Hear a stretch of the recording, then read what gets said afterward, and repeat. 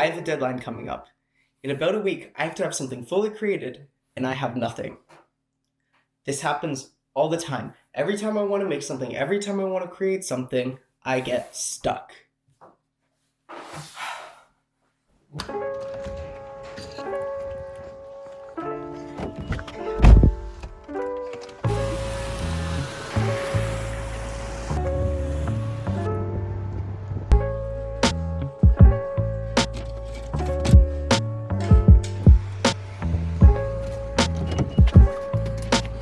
And it's not that I haven't tried. I come up with tons of ideas constantly, but in my head, it's so easy to throw away every idea in hopes of finding a better one that's going to top everything else I've done before. I spend so much time trying to find a perfect idea that I get left with no idea at all.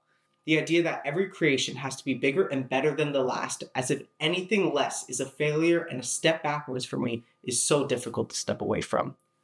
I have a cool story I want to show you.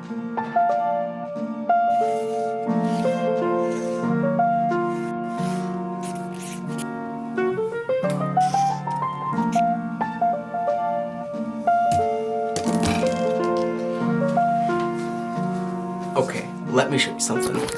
This is me. Right there. Right there. That's me. That's me in 2018 when I competed for Team Canada.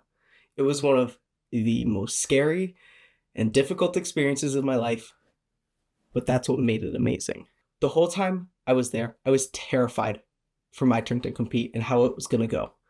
But what differentiates that experience from what I'm doing now is when I was dancing, the second I would step out on stage, I only had one opportunity to perform.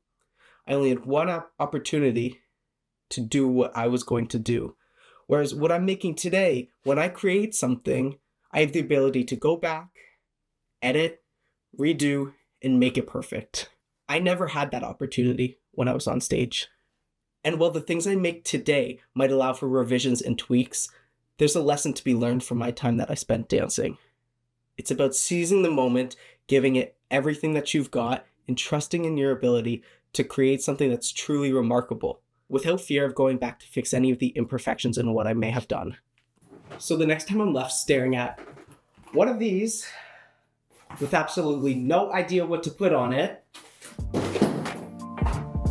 it's important to remember what it means to only be able to do something once.